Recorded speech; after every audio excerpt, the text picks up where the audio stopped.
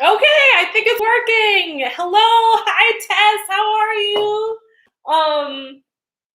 We're here for another nerd hangout, and I have my very, very hot tea and my ginger snap. I was having technical difficulties and a ginger snap emergency right before I came on. So, that's hot tea.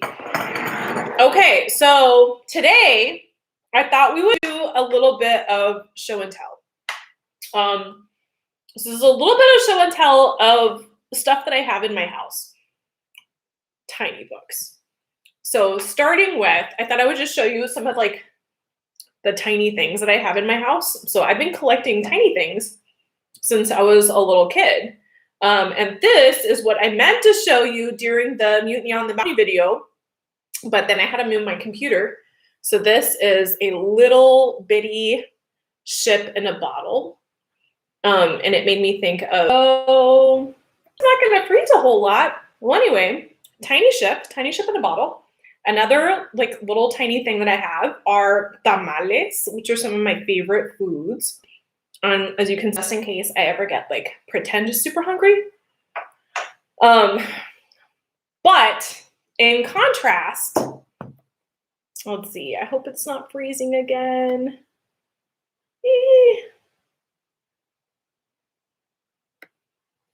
Okay, in contrast to these tiny things I have in my house, another thing that I like are huge books. So just to contrast with this little show and tell here, we've got Moby Dick, which is by Herman Melville. Actually, let me show you like a couple of huge books. So number one, Don Quixote. Don Quixote was published many centuries ago, and it's not the first modern novel, but it's one of the first modern novels. Hi, Michaela. Hi, Jamie. Okay, so here we have Don Quixote, and it is massive. So it is like a pretty good sized book. And if I open it up, you can see that the type is pretty small, right?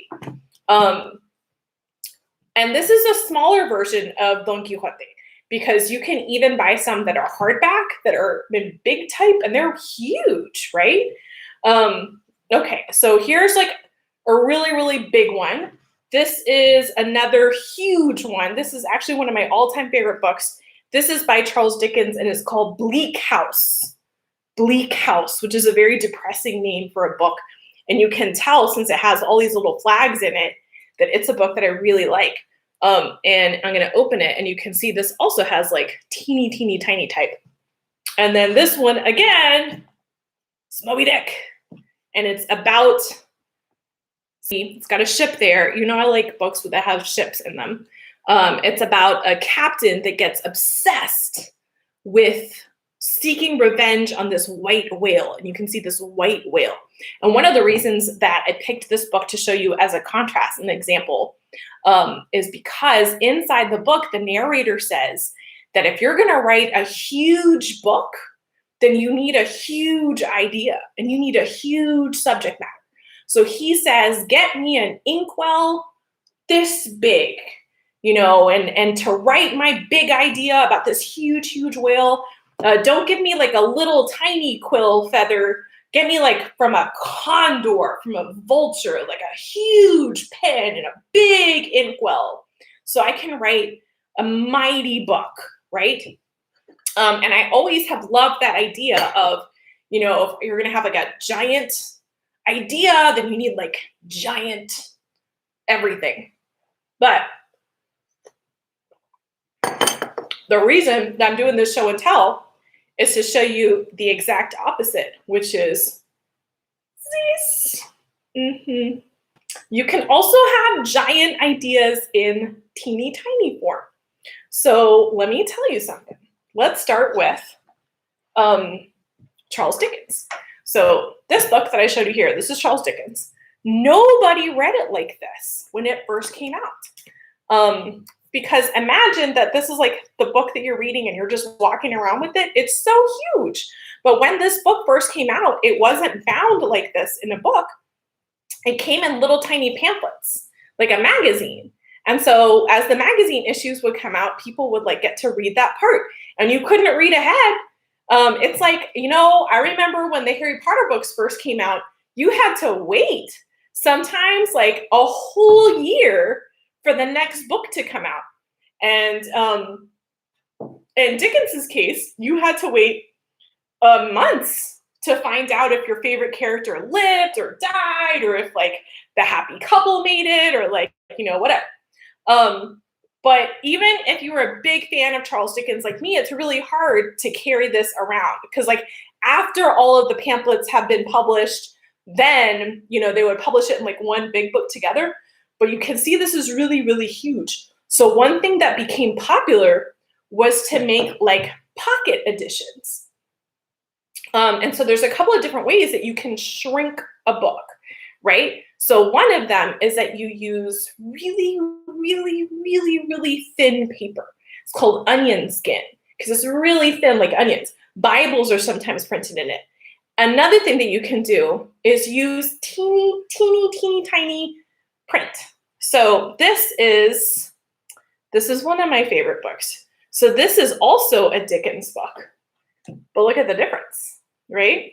So this is the Pickwick Papers, and this one has really, really, really thin pages, like super thin like this.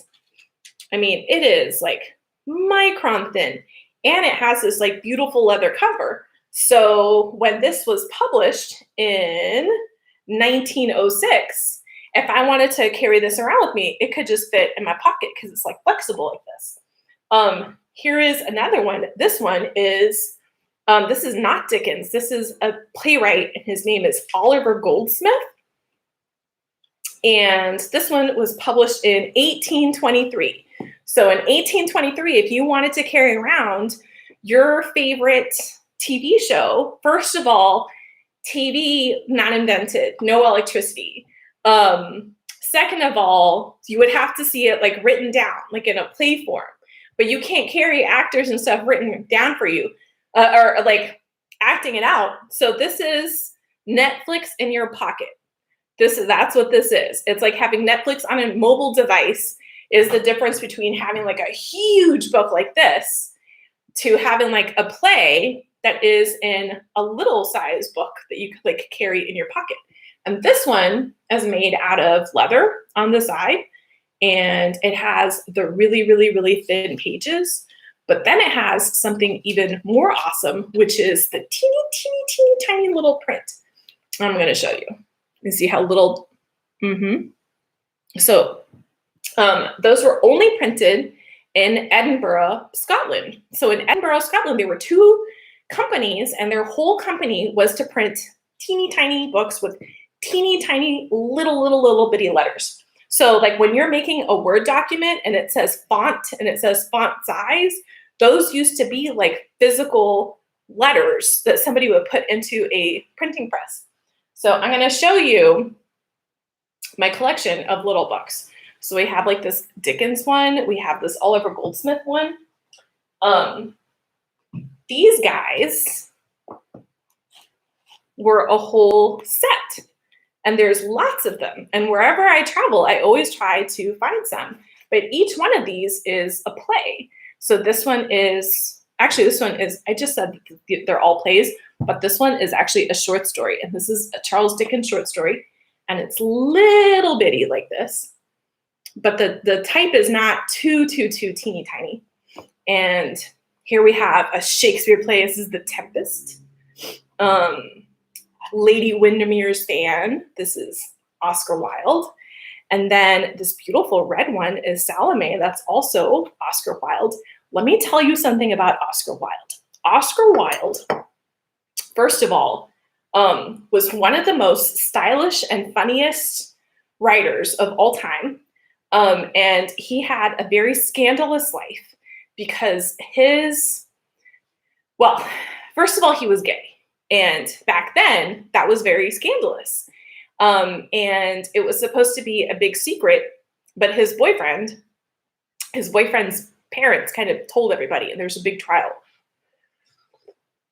But he was a brilliant, brilliant, brilliant writer, very stylish, very kind.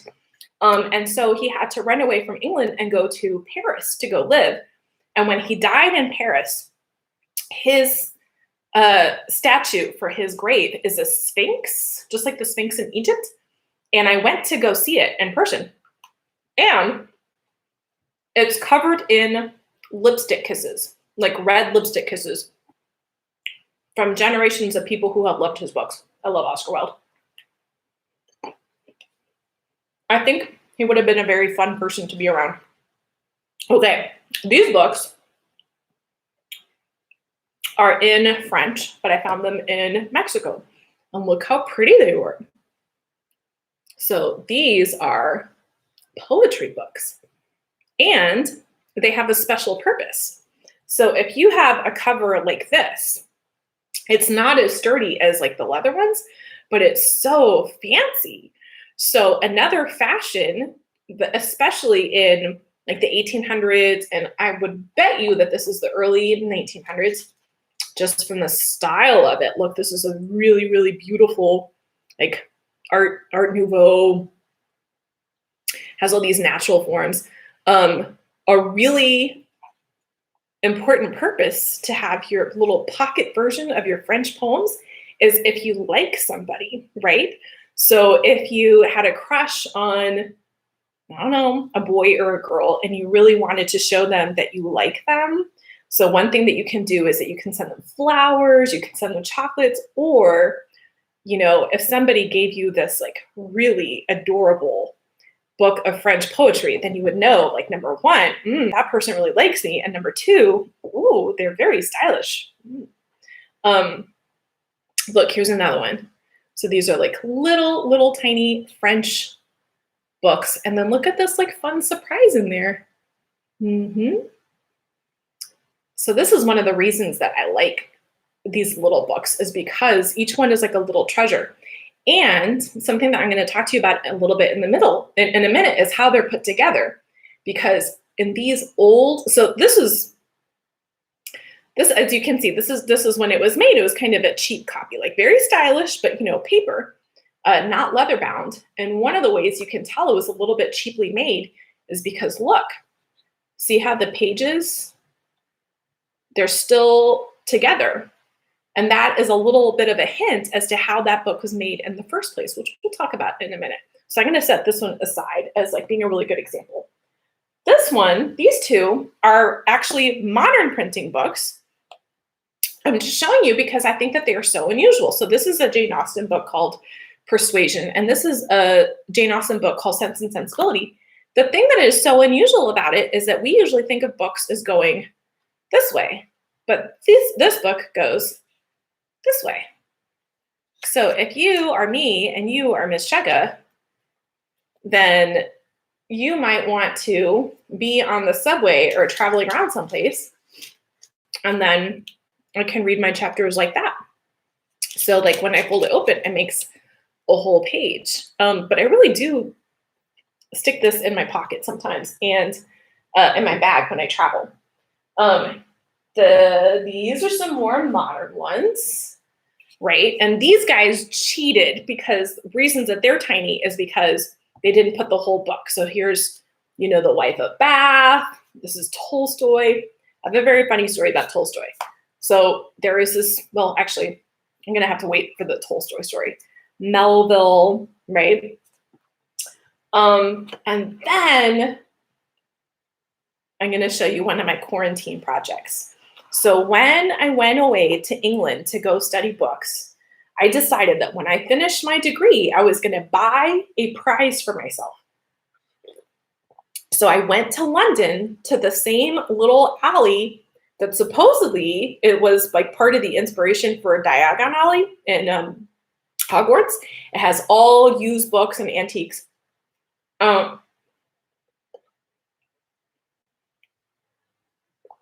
found this wonderful treasure there, and I bought it, and I recently broke it in a move. So let me show you. So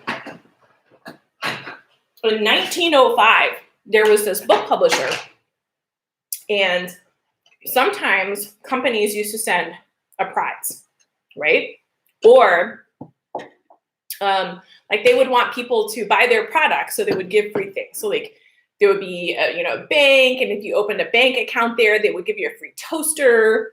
Or if you collected so many, then you could send away and get something. And that way companies could get like different customers and subscribers. Well, this newspaper had a program like that, where if you did such and such and whatever and mailed in, then in 1905, they would send you a little tiny bookshelf with all of Shakespeare's plays. So this is the bookshelf. And as you can see, it has warped. So one of my quarantine projects has been to like very, very, very carefully put it back together. So this is like the little tiny bookshelf. And then these are probably the teensy, teensy, tiniest ones that I own. And I have like 200 of them. Actually, not that many, but I've got like 30 of them. So let's see here. Here we have Troilus and Cressida. This one is Two Gentlemen of Verona. So let me show you a comparison. First of all, when I'm talking about Shakespeare, I am talking about this fellow. And this is a book written by somebody that I really look up to and admire. It's called the Shakespeare's First Folio. We're going to talk about folios in a second. So that's Shakespeare. One of Shakespeare's plays. This is one Shakespeare play. All right. But here it has like the play and commentary and whatever. And then here's a Shakespeare play. So they've taken the plays that are, you can make them this big and made them this big. And the way was, look how completely teensy, teensy, teensy tiny everything is. It is, Tess wants to know, why did I break it? Tess, I didn't do it on purpose. What happened is that I was moving, and when I was moving, it had a couple of hours without air conditioning, and in Texas, it's so, so, so hot that the heat messed the glue.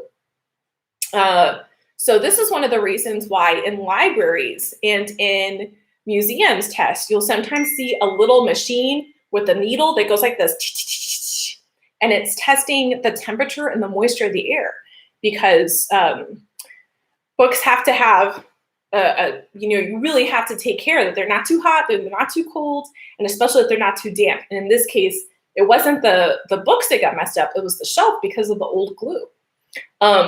Claire wants to know, are they even legible? Yes, Claire, I actually have a special magnifying glass that I use whenever I'm going to read one of these little tiny plays. Let me see if I can find a favorite. Let's see. Which one is this one? Coriolanus. That one's boring. Let's see. King Richard II. Okay, that's a really good one. But yeah, Michaela and Claire, I really do read these because I love them. But I usually read them with a magnifying glass because they are quite tiny. So, if you're like an elf, this is the perfect library for you if you want to, read these great works of literature. But also, if you're me, Miss Cheka, and in an emergency, you might need like the tiniest little Shakespeare in the world.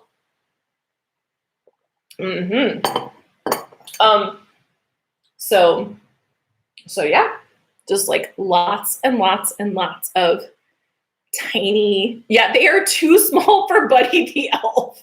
These are like if a mouse had a library, this is probably where, in this little tiny bookshelf. Michaela wanted to know if she could see my bookshelves. I'm not going to show you my bookshelf, but I'm going to show you one of my special shelves, which is just for tiny books. And it's going to look a little empty because some of my tiny books are over here so that I could show you. And I was going to talk to you a little bit about making a folio, but I'm kind of out of time. So let me just show you real fast. Okay. So I'm going to take a sheet of paper So remember how we said this one was not, like you couldn't open the pages all the way? I'm just gonna show you this. So there are a lot of different ways that people would make books, but I'm just gonna show you one way is probably if you have ever made a card for somebody, you have done this. You've like folded a piece of paper in half. So I just folded it hot dog. Sometimes you can fold it hamburger, so on and so forth. Well, you can also fold it again, and this is called a quarto for 4 because, let's see here. Usually you do this with a knife, but I do not have a knife, so I'm going to do a pair of scissors like this. So if I've got my quarto and I cut here at the top, ooh, scissors do not work as a knife, so I'm just going to scissor it. And it's not going to make a very good cut. That's okay. And then I cut here. Ooh, that's a messy cut. Then you have 1, 2, 3, 4. And if I wanted to hold them together, then I would sew them across here. So one reason that an old, really well-made book that is like hundreds of years old is so sturdy is because most of them were made somewhat like this. And like I said, there are all kinds of different ways that people make books around the world, but this is one way, and it's a very long-lasting way. And yes, Claire, this is a good way to make journals, but it's also how like composition books are made, right? Is that it's a whole bunch of papers like this, and they're sewn in the middle, which is why like even cheap composition books are pretty indestructible. And you can put a whole bunch of these together and sew them, and that's how like a lot of books are bound. So some books are made like that, and others are glued in the spine. And if they're glued in the spine, then they're not as sturdy. So even though this book is a modern book that I bought, it will not last as long as some of these other books that I have that are antiques that are sewn. Isn't that crazy? Okay, I did promise Michaela, so let's put some of my little books back. Okay, so over here, don't look at the messy table. Here are, my plants. And then I have this bookshelf, which is for tiny books. And so here we have tiny Edgar Allan Poe and tiny Shakespeare. You are not surprised. And I'm going to put these little guys back here so they get their own shelf. There we go. And there we go. And then I'll have to put the other tiny books back. So anyway, guys, that was a little tour of my show and tell of tiny books and a little bit about how books are made. I think we should do some more of this sometimes and maybe like talk about the printing press. But anyway, that was fun. And wish me luck on my quarantine project of fixing my tiny bookshelf. All right, bye guys. Bye, Tess.